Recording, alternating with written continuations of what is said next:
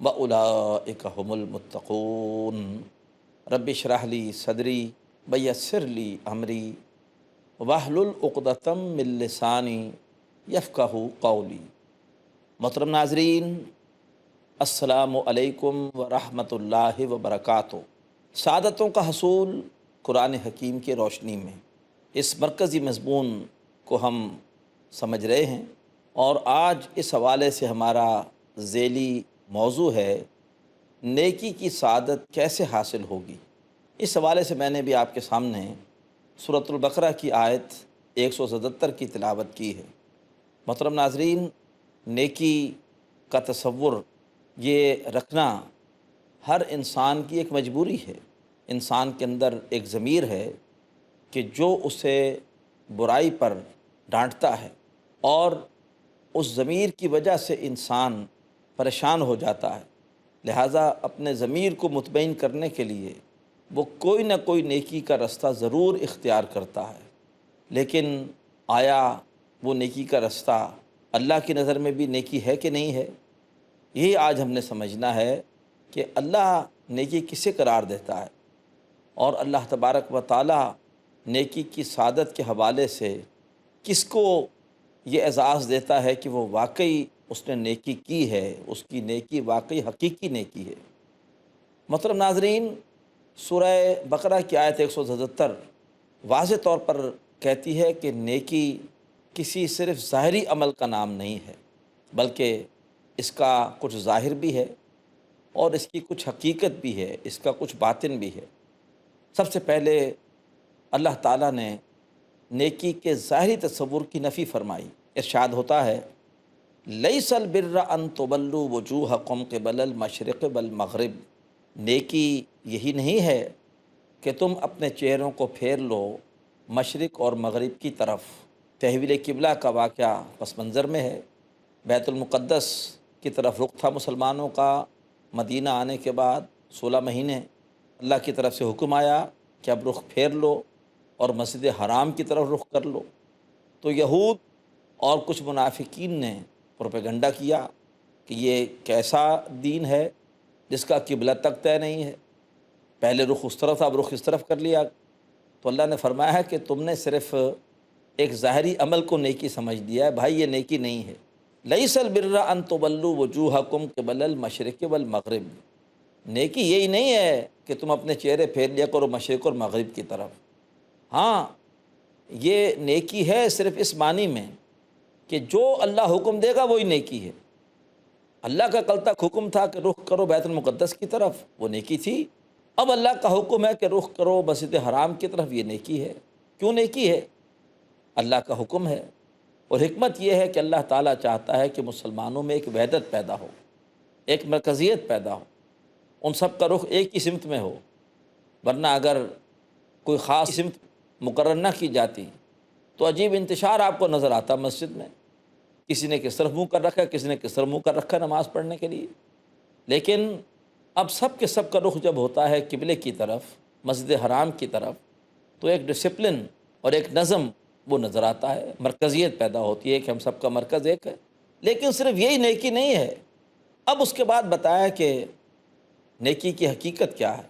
यहाँ भी बड़ी अहम बात बताई।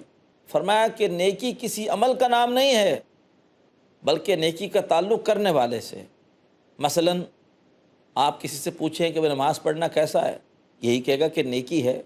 लेकिन कुरान और हदीस कहते हैं कि नहीं, ऐसा नहीं है, बल्कि डिपेंड करता है कि नमाज़ पढ़ने वाला कौन है। मुनाफिकीन के बारे में फ़रमाया कि ला यातून अस्सलाता इल्ला वहुम कुसाला।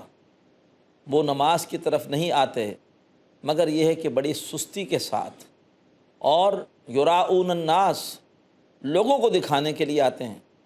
तो जो दिखाने के लिए नमाज़ पढ़ रहा है उसकी नमाज नेकी नहीं है।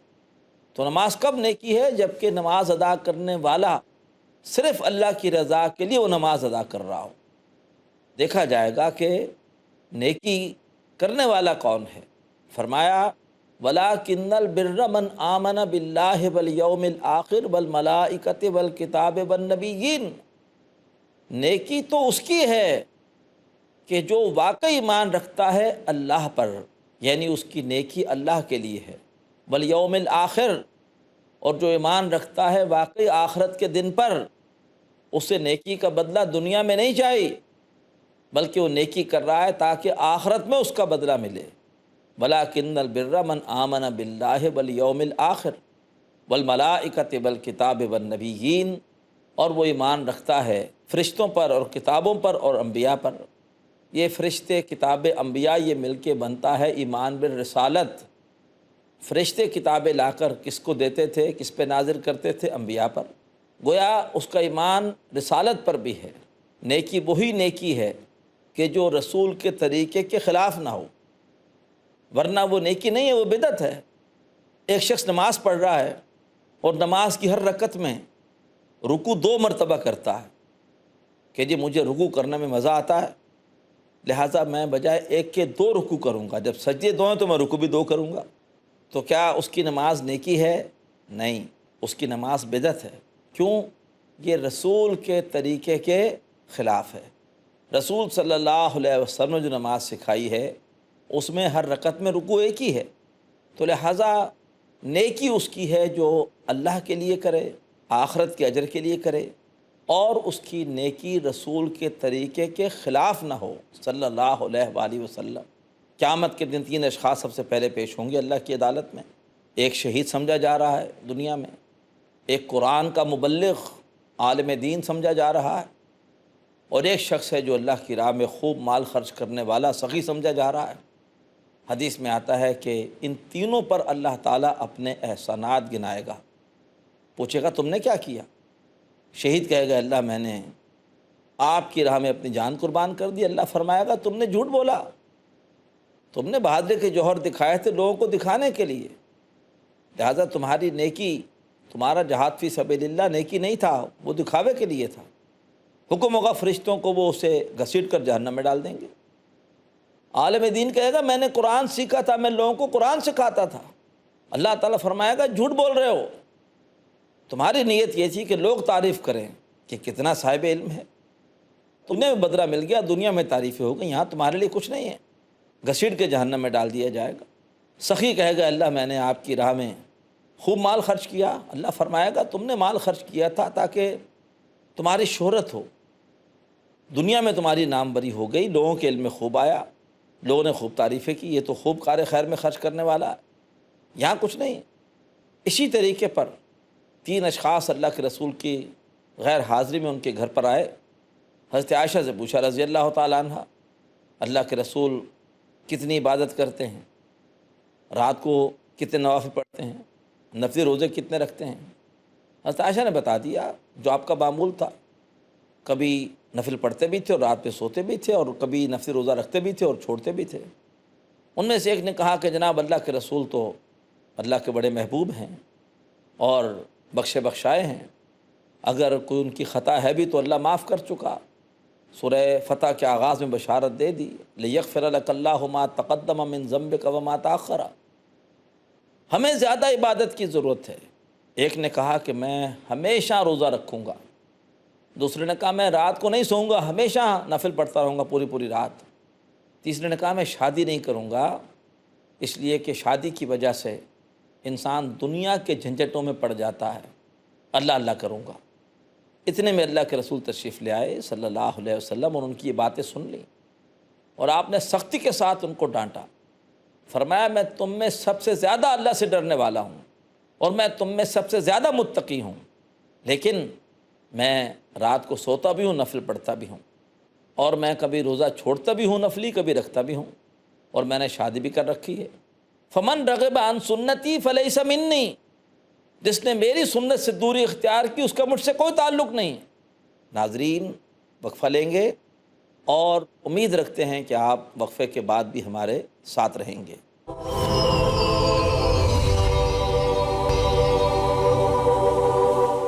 محترم ناظرین، السلام علیکم ورحمۃ اللہ وبرکاتہ۔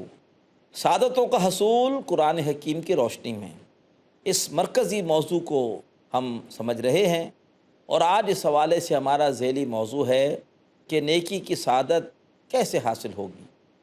سورہ بقرہ آیت 177 کی روشنی میں ہم نے یہ سمجھا کہ نیکی کے حوالے سے سب سے پہلی بات یہ ہے کہ نیکی اللہ کی رضا کے لیے ہو، آخرت کے اجر و ثواب کے لیے ہو، اور عمل نیکی والا بدعت نہ ہو، اللہ کے رسول کے بتائے ہوئے طریقوں کے خلاف نہ ہو۔ نمبر دو، انسان اللہ تعالیٰ کی خوشنودی کے لیے اپنی محبوب شے یعنی مال، وہ انسان اللہ تعالیٰ کی راہ میں خرچ کر رہا ہو، اور وہ خرچ کس پر کرے؟ قرابت داروں پر، یتیموں پر، محتاجوں پر۔ وہ مسافر اگر پردیس میں آ کر مفلوق الحال ہو گیا ہے، اس کی مدد کرے۔ کوئی شخص مانگنے والا ہے اور مانگنا اس کا پیشہ نہیں ہے، پیشہ ور بھکاری نہیں ہے، بلکہ یہ ہے کہ اچانک کوئی ایسی پریشانی آئی ہے کہ آ کے مانگ رہا ہے، اس کی مدد کی جائے۔ اور اس کے علاوہ پھر اس زمانے میں غلام تھے، غلاموں کو آزاد کرانے کے لیے آج بھی کوئی مقروض ہے اور اس کی گردن قرض کے بوجھ تلے دبی ہوئی ہے، تو اس کی مدد کر کے اس کی گردن کو قرض کے بوجھ سے آزاد کرایا جائے۔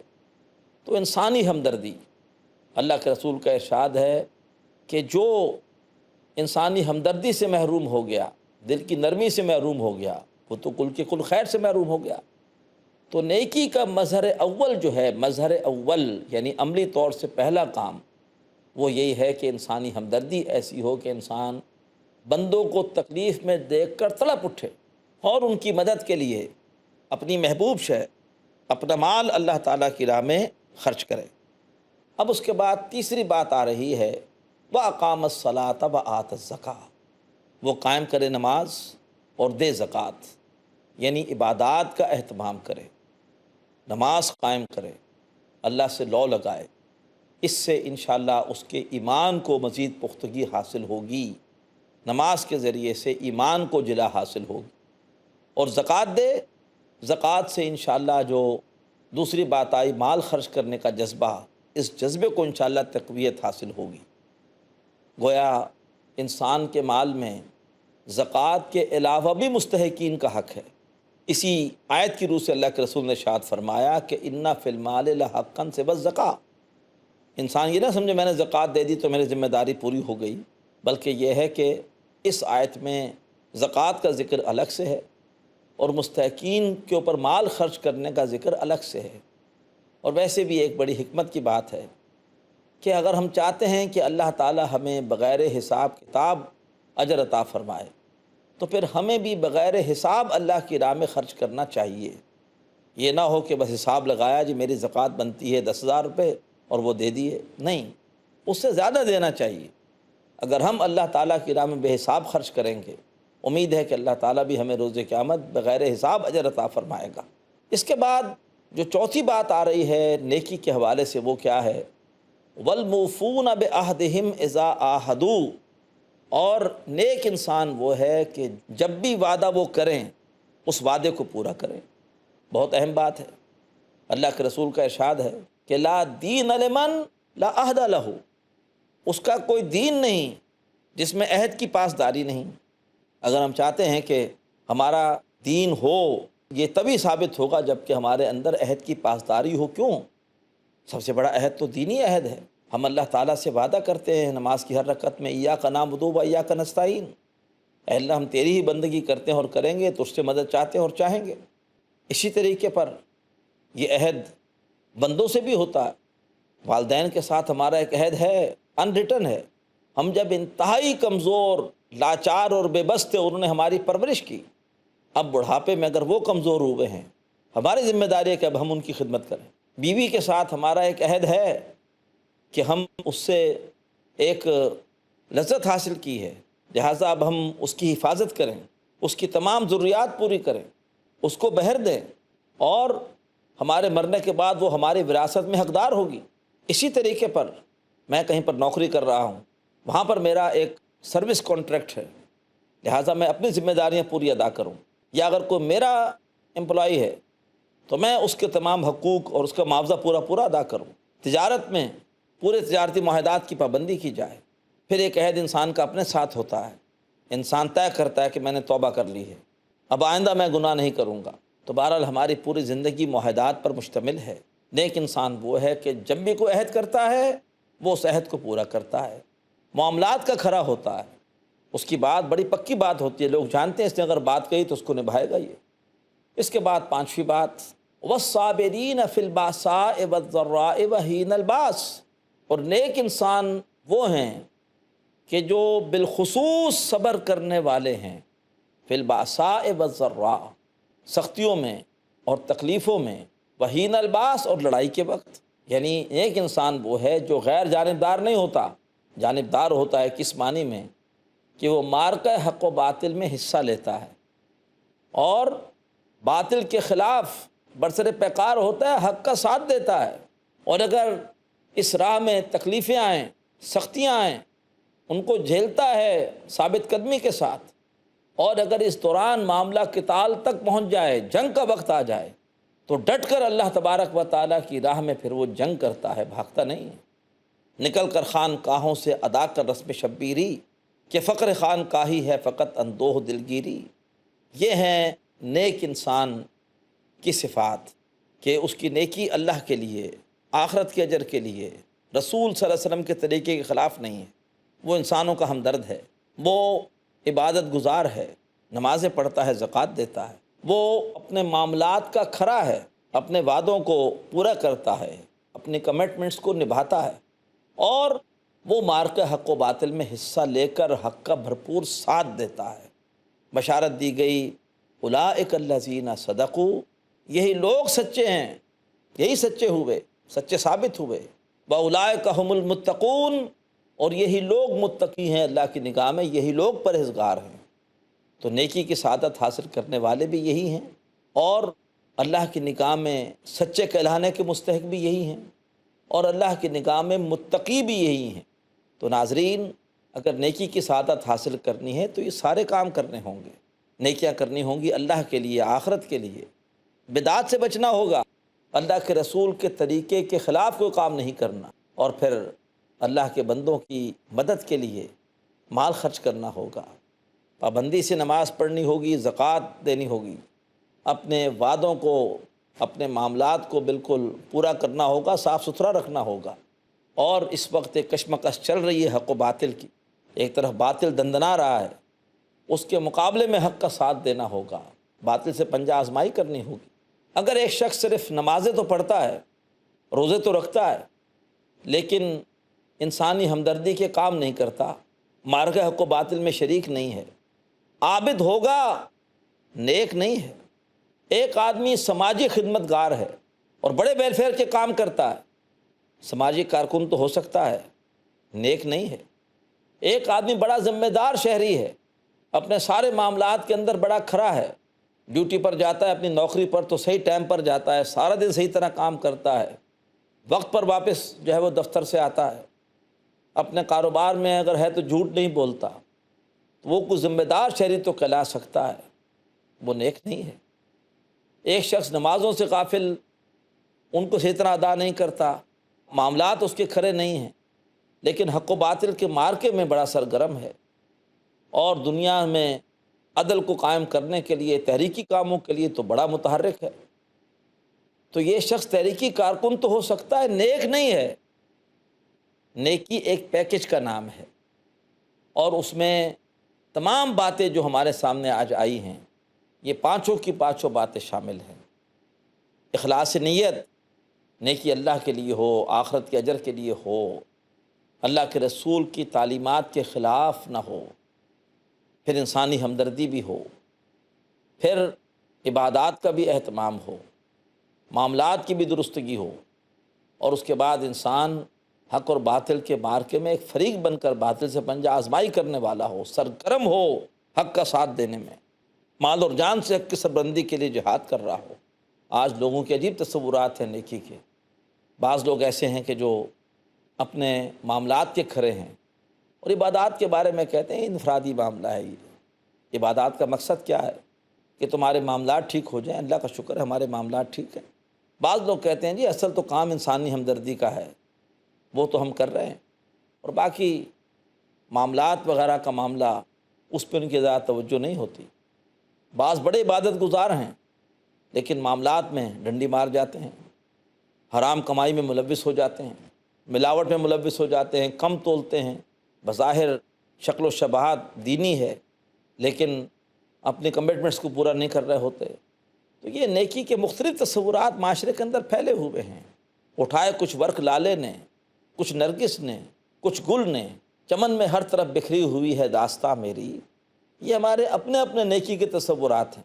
اللہ تبارک و تعالیٰ فرما رہا ہے کہ نہیں، نیکی ایک پیکج ہے جس میں 5 باتیں جو آج ہمارے سامنے آئی ہیں، جو پانچوں کی پانچوں باتیں پوری کرے گا وہی نہ صرف اللہ کی نگاہ میں نیک انسان ہے بلکہ اس کی نے ثابت کیا کہ وہ ایک سچا انسان ہے، اور اللہ تبارک و تعالیٰ کی نگاہ میں وہی متقی ہے، وہ متقی کہ جس کو پھر قرآن سے ہدایت ملے گی، ہدی للمتقین، وہی متقی کہ جس کے لیے اللہ تبارک و تعالیٰ نے جنت تیار کی ہے۔